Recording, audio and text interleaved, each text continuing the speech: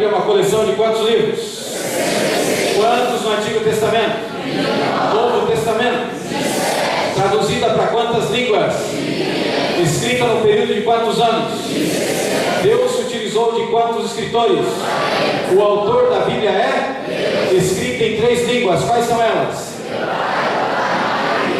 Muito bem, nota para vocês 7. Tá bom 7? Mas é uma nota boa, não é?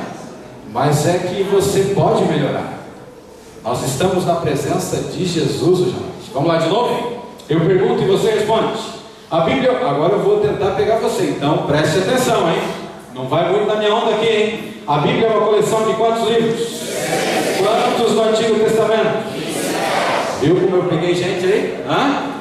Eu apontei para o Novo Testamento e vocês foram na canetinha ali, Presta atenção lá, vamos lá de novo. Quantos no Antigo Testamento? Quantos no Novo Testamento? Traduzida para quantas línguas? Escrita no período de quantos anos? Quantos escritores? O autor da Bíblia é São Pedro. O autor da Bíblia é o apóstolo Paulo.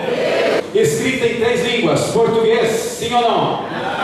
Foi traduzida para o português e o português entra aqui, ó. Escrita em 3 línguas. Quais são elas? Hebraico e o que mais?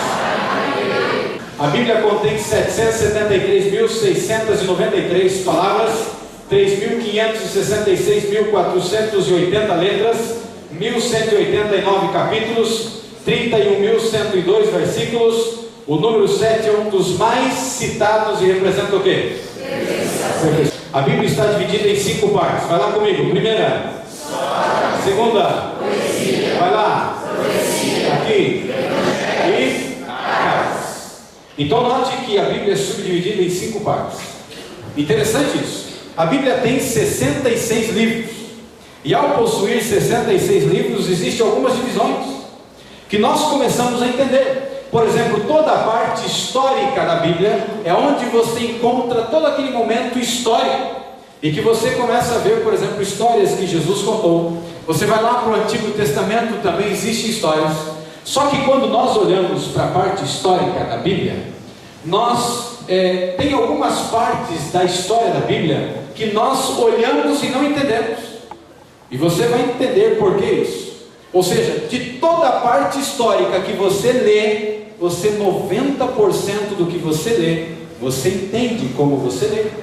A parte poética complica um pouquinho, porque ela é escrita numa forma de poesia. E tem algumas partes na poesia que nós não entendemos e compreendemos. 85% do que você lê, você entende. E aí mais um pouquinho ali você não consegue entender perfeitamente. Vamos pular a parte profética. Quando entramos aqui nos evangelhos, encontramos aqui algumas parábolas e aí complicam. Tem parábolas que a gente não entende. Tem parábolas que nem os discípulos entenderam. E Jesus teve que explicar depois. Então 85% do que você lê aqui nos evangelhos você entende como se lê. Nas cartas 90%. E aqui 90% da parte profética do que você lê, você não entende. Eu vou mostrar para você aqui, viu? Como a gente não entende, como a gente lê. E você vai compreender aí. Olha aí, capítulo 12. Olha para a Bíblia agora. Primeiro verso que nós vamos ler aí. Viu-se um grande sinal aonde, amigos? A saber, uma mulher vestida do quê? Com a lua debaixo dos seus pés e uma coroa de quantas estrelas? Aonde? Na cabeça. Levanta a cabeça e olha para cá. Acontece um sinal onde? No céu ou na terra? No céu. E o João, ele tem uma visão. E ele vê, o que ele vê, o João? No céu. Ele viu uma mulher. Que tipo era o vestido dela?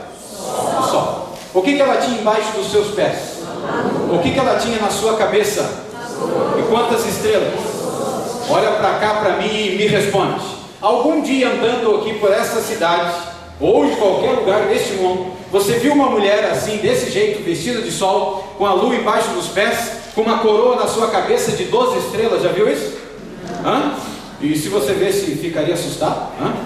Imagina de noite, rapaz, sentando aí pela rua, perto de um cemitério, e vê uma mulher vestida de sol. E ia ficar claro, né? Mas uma mulher desse jeito, existe ou não? Agora note, na visão ele viu uma mulher vestida de sol, com a lua embaixo dos seus pés, com uma coroa com quantas estrelas? 12. Quando a gente lê, dá para entender sim ou não? Não. Então vamos colocar um ponto de interrogação.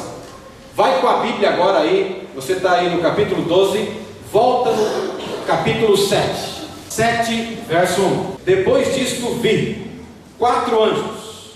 E esses 4 anjos estavam em pé nos 4 cantos da onde? Conservando seguros os 4 ventos da terra, para que nenhum vento soprasse sobre a terra, nem sobre o mar, nem sobre árvore alguma. Então note na visão, ele vê aqui 4 anjos nos 4 cantos da terra, segurando os 4 ventos. Este texto que nós acabamos de ler é o texto utilizado pelos maiores inimigos da Bíblia. Eles usam este texto para dizer que a Bíblia é conversa para boi dormir. E o boi não está dormindo não, viu? Dizem que este texto é a prova que você precisa para que a Bíblia perca o seu valor. E eu te pergunto por quê. Olha aqui, ó. 4 anjos aonde? A terra é quadrada ou redonda? Está vendo aí? Então note que quando nós lemos, nós não entendemos como se lê. E alguns criam um cavalo de batalha em cima disso e dizem, está vendo aqui, ó, a terra é redonda, a Bíblia está equivocada. Mas calma, tenha fé e aguarde. Tem uma explicação para isso, tem um significado bíblico para isso. E você vai entender por quê. Quando João escreveu, lembra que João estava preso na ilha de Patmos.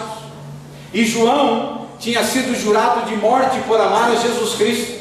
E João agora começa a escrever um recado de Deus para a igreja de Deus daqueles dias e do futuro. E tanto o livro de Apocalipse como o livro de Daniel, um completa o outro. Isso é incrível. Os seus olhos vão se abrir de uma maneira que talvez nunca se abriram através deste estudo, desta conferência. Agora, quando olhamos para isso, tem uma explicação. Porque o João não poderia escrever o livro de Apocalipse numa linguagem que todo mundo entendesse. Você já vai entender por quê. Porque se ele escrevesse e revelasse as verdades de Deus, tinha que passar pela censura, e os guardas da ilha rasgavam as cartas que ele escrevia. Quando eles olhavam para a carta e viam assim, uma mulher vestida de sol, tendo a lua embaixo dos seus pés, com uma coroa de 12 estrelas na cabeça, o homem está louco, rapaz. Manda essa carta, manda. Porque quem lê essa carta vai dizer, aí, ó, quem aceita a Cristo fica louco. Agora note, um outro texto ainda de exemplo. Você está no 7, capítulo 13 agora. Capítulo 13, versículo 1. Esse é um exercício lindo da Bíblia. Como seria bom que todos nós, em qualquer casa de culto, pudéssemos abrir a Bíblia e estudar, assim é muito lindo. Olha o que diz o capítulo 13, versículo 1. A Bíblia diz assim: vi emergir da onde, irmãos? Uma o quê? Que tinha quantos chifres? Quantas cabeças? E sobre os chifres 10 diademas, e sobre as cabeças nomes de blasfêmia. Viu como vai complicando aí? Você já viu um bicho desse jeito aí? Agora note que a Bíblia coloca aqui uma besta que sobe do mar com 10 chifres, com 7 cabeças. E sabe que tem até um carro por aí que se chama besta, né? Veículo aí. Agora note dentro desse aspecto, vê que a Bíblia diz aqui do mar. Eu estava uma vez em um encontro, e nesse encontro reunia vários líderes religiosos de alguns lugares. E sabe que existem pessoas que acreditam que a Bíblia deva ser estudada mais ou menos assim. Eu fecho o olho e eu abro a Bíblia, e onde ela abrir eu aponto com o dedo e eu vou estudar aquele texto. Tem gente que estuda assim, não tem? Não é uma prática errada, mas também não é a melhor prática, porque às vezes pode cair em um texto que você não está querendo ouvir. Um dia, para você ter uma ideia, um homem estava desesperado, com muita conta para pagar, meio encrencado na vida, né? E ele estava sem dinheiro, e disse que um homem sem dinheiro até o andar é feio. E ele estava andando assim. E aí ele estava preocupado com a vida, e ele pensou, puxa, eu vou ver o que Deus tem para mim. E ele fechou a Bíblia, então, com a Bíblia fechada, fechou os olhos, e disse assim, onde abria uma mensagem de Deus, e abriu a Bíblia e tacou o dedo em cima. E a Bíblia dizia assim: e Judas retirou-se para suicidar-se. Misericórdia, ele orou. Que mensagem é essa para mim, ó Deus? Ah não, pode ser que eu coloquei o dedo no lugar errado. Fechou a Bíblia, fechou o olho, abriu de novo e tacou o dedo no outro lugar. E a Bíblia dizia assim: vai tu e procede da mesma maneira.